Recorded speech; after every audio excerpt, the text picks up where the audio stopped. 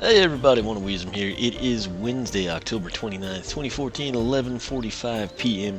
And as you can see here, if you couldn't tell, we're going to upgrade Hijinx. She's standing here by Chaos at this point in time. That said, we're going to float over here and take a look. We introduced her last night, and we're going to go ahead. I meant to document her attacks ahead of time, and I haven't done that. That, of course, just being her base attacks. That said, Conjure Phantom Orb right there, 32. If we saw a critical hit, it should be 48. Will we see it? Will we not? There it was. So we got lucky. 32 to 48 on Conjure Phantom Orb. And then Rain of Skulls. I remember from last night's introduction, she was way faster than I remember Hex being. I think it was like 5 seconds to fully charge it. And then I believe the skulls were doing 100. Let me go ahead and double check that.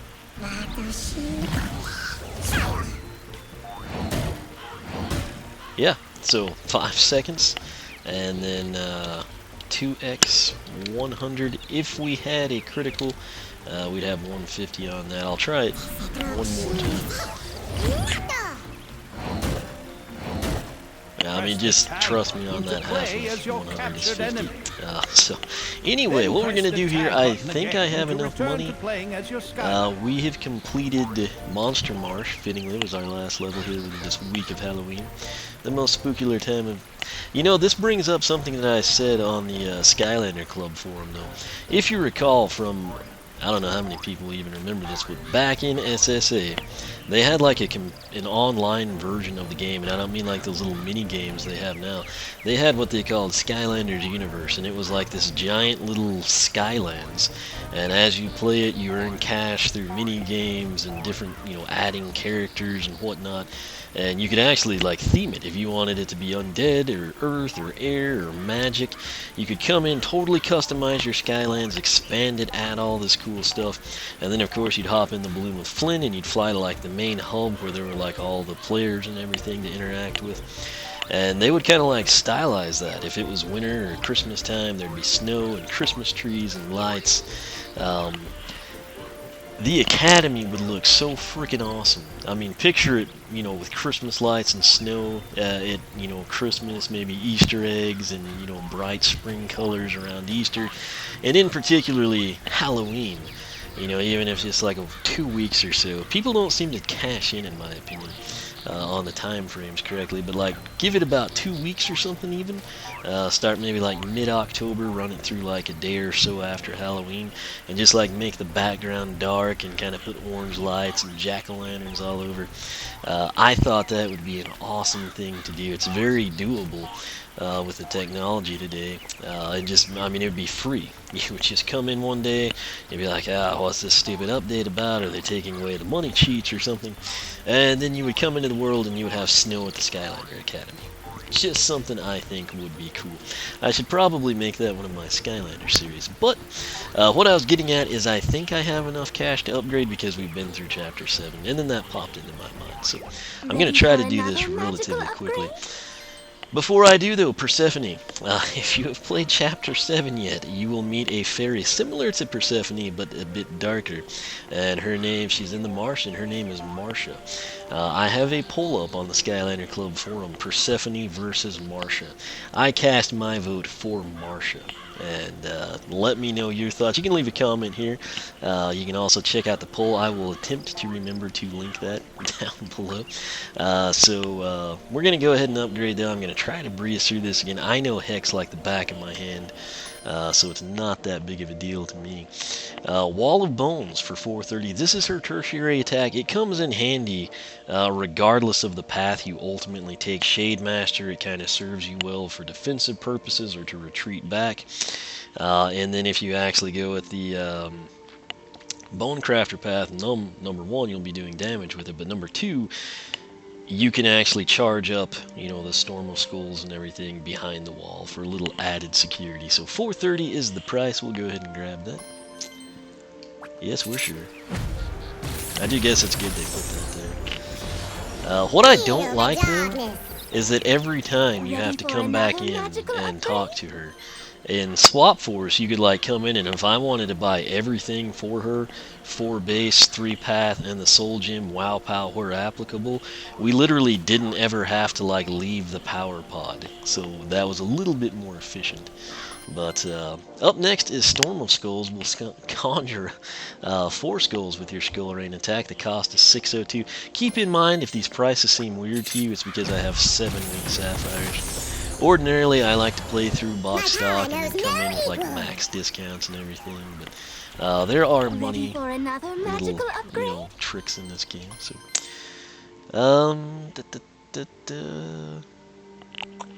let's go ahead and skip that, and I'm going to go ahead and get twice the orbage. That one should show just fine, and that's 1032. Press X to shoot 2 phantom orbs at once. We'll go ahead and accept that. Now, I'm going to try to showcase as many as possible and just make this as efficient as we can. Okay, so the first thing that we did with the base upgrades is we got the Wall of Bones. It's essentially this. Oh, that actually damaged that little pan. That's interesting. Okay, so that's I guess it's proportionally sized to her. She gets some resistance when she walks up to it, but eventually she can pass through it and then it respawns like you see there. You can only have 1 active, case in point right there. And it looks really pathetic, but it's because it's like miniaturized. That said, when it pops up, it looks like it will do 80 damage. So that's kind of cool. That should be 120 on a critical hit. I don't think we'll ever see it. I'm going to give up on it. Wall of Bones, 80 to 120, and I guess how should I phrase that? 80 to 120 on impact. Initial impact. Again, if you just see the spreadsheet and you have questions, you should watch the video. If you watch the video, you should know what I'm talking about, but I try to tailor both as best I can. Storm of Skulls, we've got 4. Let's go ahead and see what we've got. That's about 8 or 9 seconds. And 100 on each of them. Let me count it again.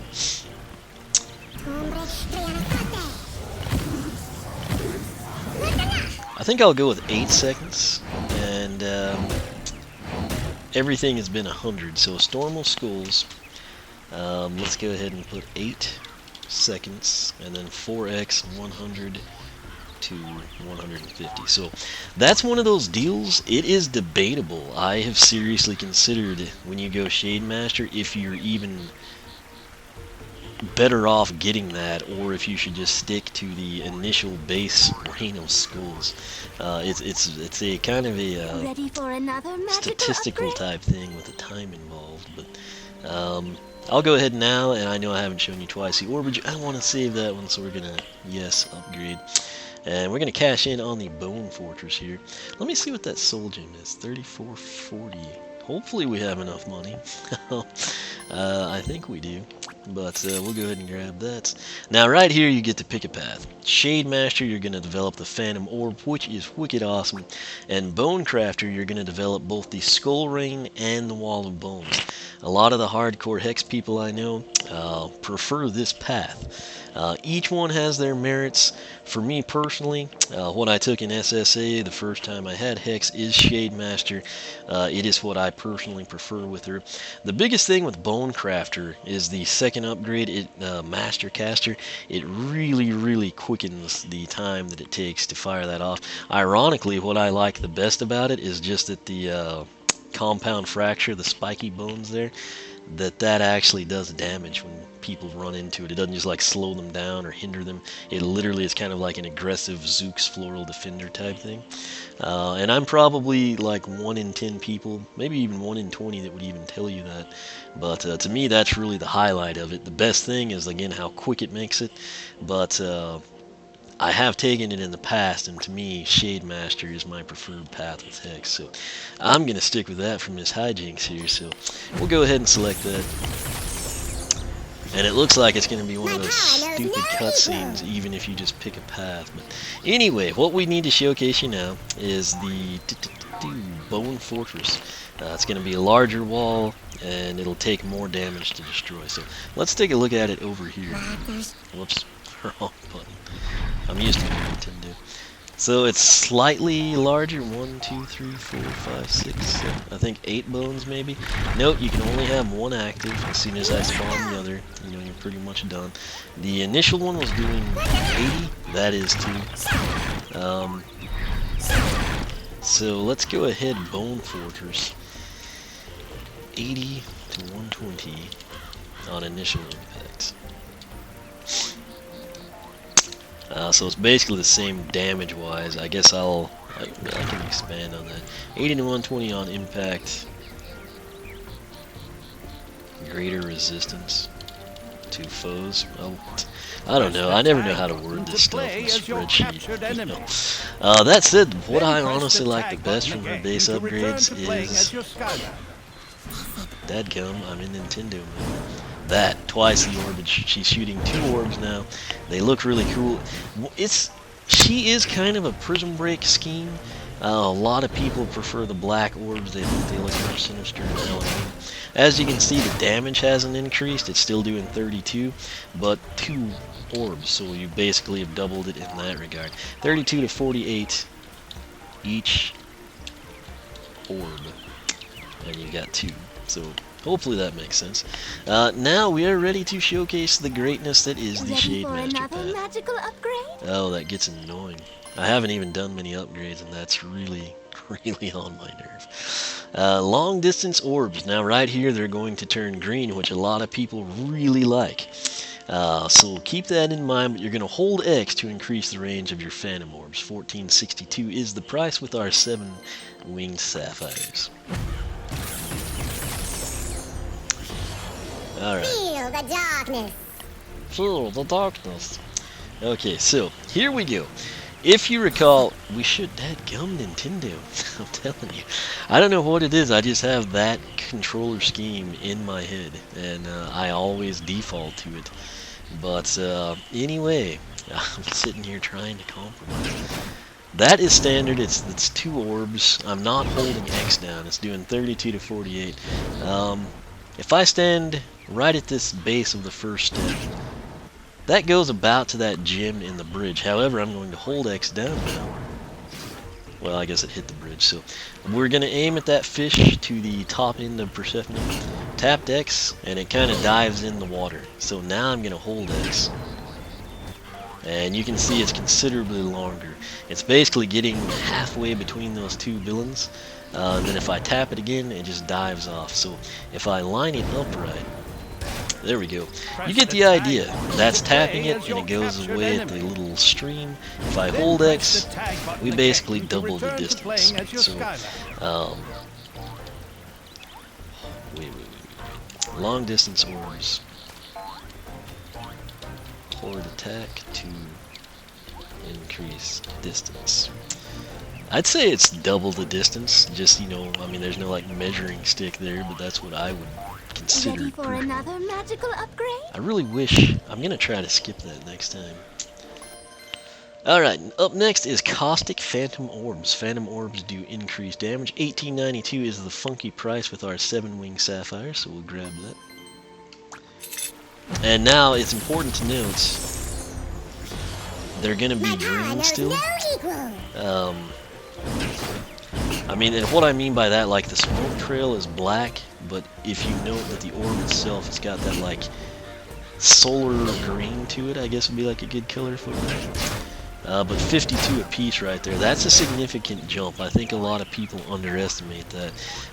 That should be a crit of 78 if we'll ever see it. Will we see it? I don't know. Maybe eventually, possibly, never, sometime.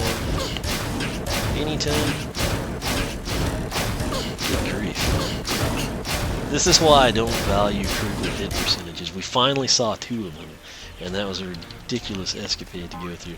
But 52 to 78, the attack damage is increased. And now, one more time, I'm going to face her towards you. Look at the orbs and the color on them. If you hold them down, like I showcased there, you still do the same damage. Just get that distance benefit. You can skip that. Hallelujah. I've been pressing the skip button. It's just been the wrong one because, yet again, I'm pressing the Nintendo skip button. So, that's good to know. Unstable Phantom Orbs. To me, this looks awesome. But a lot of people hate it, and they prefer the green. Most people that I know that like Hex actually prefer the initial purple. So it is kind of like a, if you have a really weird preference that overrides the increased damage and upgrades, keep that in mind. Just throwing it out there. Best thing to do if you're like that, get 2 Hijinxes, and just have one that's fully upgraded and the other one that's like your stylistic fantasy or something. So, I don't know that I have enough money to get the Soul Gem. 2580 for the Unstable Phantom Orbs. Phantom Orbs explode, damaging nearby enemies. That is a very nice perk. Yes, I'm sure. You can't skip this part. But, Feel the darkness. oh my gosh, she's like 100-ish short of the Soul Gem. So I guess that's good to know before I do any more upgrades. Note now, I'm going to face her towards you, and it's got that like blue look. It's almost like the color of her eyes, if you will. Or Persephone's bottom end. I don't know if that came out right, but you know what I mean. Throwing that, I mean, this is a really, really good ranged character. A lot of people, that's why in SSA PvP she was such the beast. But 52 there. Sadly, we don't have any enemies, I guess, to like have it blow up on. But I thought maybe these guys would be close enough. I'll have to actually go into a challenge for that, but the Soul Gem was 3340, was it? Ready for another match? Yeah. 3440. Jeez. Alright, bear with me here. We're gonna clear out some cash. This is bonus footage for all the Hijinx fans that no one else will have because I'll make sure to have enough money for them. I didn't do the exact math when I was getting cash for them. I just assumed that like the 12,000 would be like really close, and it is. It's just not quite enough, which is not what I banked on. It's probably actually faster if I just used the chomp chest in chapter 1, but we'll do it this way. Get her some bonus time, like I said. So much for this being fast like I had planned, Actually, well, the elemental stair step would, I think, definitely get me the cash I need. But, I don't know, that would take a while too. And sometimes you get like a really horrible camera angle on that thing. And it makes you fall and all these bad things happen. The most annoying thing about this is that starts to go up as soon as you enter, and I literally don't think you can come in and just get straight on it. Something else I didn't bank on is, I guess, the minis. Can't get the air to get those? That's sad. I'll just leave that one to save time. We're about 100 away. What are we, like 80-ish, 78, something like that. So I think this will get us there. I'm pretty sure it will. I've been wrong before. Not often, but sometimes. You'd think they'd get better air than that, but anyway, she's got it, so we're good to go. Alright, I'll just go ahead and clean this out, and that way she'll have a little bit left over. Press the tag button to play as your captured enemy. Alright, so we're good. We got her the cash. I'm not going to mess with anything. It's really hard for me to pass that up. The shaking cabinet that I know has 7 in it. And that thing just respawns continuously. It's a shame it's only 7, or that would be like a really good way to get quick cash. Anyway, we're ready to go here, so I'm going to talk to her. It wasn't too big of a hold up. Alright, so 3440, Skull Shield. It is a Soul Gem. Hijinx, Miniature Hex, whatever you want to call her. Even though she's got 2 poses, a light core, everything like that, she does not have a WoW POW as a mini. None of them do. Maybe if they continue the minis, we'll see the minis evolve into WoW POWs or something. But for all intents and purposes, this is basically like a Series 1 Hex, scaled down in the form of a mini or a sidekick, whatever you want to call them. And that's basically how I'm treating it. So 3440 is the price. She will have a rich 48 in her pockets, maybe she'll jump a little higher. Skull Rain knocks away enemies and attacks. We'll go ahead and grab that. Yes, we're sure. My power knows no equal. Okay, so she is fully upgraded now. And basically, what that would do, that ring around us, would do, you know, knock people back, things of that nature. Let me see if it'll work on the dummy here. 15. I think that's one of the skills. Still never had. There was our first critical, so now you know I'm not making it up. I'm really happy to see that. But let me come in here. Skull Shield. It's going to do 15 to 22. I think it has knockback. I'm not saying that in like Minecraft term. My nephew and I did an enchanted battle tonight, and I had this ridiculous diamond sword. The knockback was so bad, he was regenerating health before I could kill him. Which, I mean, it was cool, but at the same time, it sucked for me because I was like dominating it, and then I just like sent him halfway across the world. But let's see. To play as your captured enemy. Then press the tag button again to return to playing as your Skylander. Yeah, 15 to 22 with knockback. That is 100% correct. Alright, so that is that. That is Miss Hijinx fully upgraded. We took her down the Shade Master path again. That's what I prefer with the original SSA Hex, taking me back a couple years there. But what I will do, the only thing I need numbers on is the unstable Phantom Orbs. That's basically the blue ones, the final ones, that basically like detonate and then cause auxiliary damage to enemies around it. I'll go into Chaos's Doom Challenge, check that out, get it documented. If you want to see those standalone numbers, you can take two links, one to my personal site, or you can take the one to the Skylander Club forum. Basically, I think I'll do it there first, but eventually it'll be on my own site as well. But I'll basically have sometimes the unboxing. It just kind of depends on that, but we're going to have the base stats for Hijinx, we're going to have her attack damage numbers, we're going to have this video, we're going to have her introduction video. It's basically going to be everything you would ever want to know about Hijinx. I currently just have one Hijinx, so I don't have the damage numbers for Bone Crafter, obviously, so that part will be incomplete. I would love to go out and get a second. Money is tight, and the other thing, I don't really need 3 eye smalls either, so if I ever wind up with one, I'll let you know. I could reset this one, who knows what I'll do. But that said, this is Hijinx fully upgraded down the Shade Master path. Hopefully it helps you out, maybe lets you know either, hey, I'm taking that path too, or wow, I'm glad I took the other path, or man, that really wasn't what I thought, I'm gonna take Bone Crafter. However it helps you out, I hope that it helps you out. I hope you learned a little bit and you got access to those attack damage numbers, so use them to help you make a decision. In most cases I'll have, you know, both paths fully documented, but it is what it is. Maybe I can pull in one of my old hexes and see what Bone Crafter does. I'll just compare Shade Master first, take it from there. But for myself and Hijinx, thank you so much for watching. If you have not subscribed here on YouTube, make sure to do that. You can follow me on Twitter, like me on Facebook, circle me on Google+, whichever you prefer. Once again, thanks for watching, and we will catch you back here for the next Skylanders upgrade, which will be eye small, because it is the week of Halloween, and I am doing spooky things. So hopefully you enjoy it, hopefully you're geared up for Halloween, and we will catch you back when here you're ready shortly. to learn about upgrades.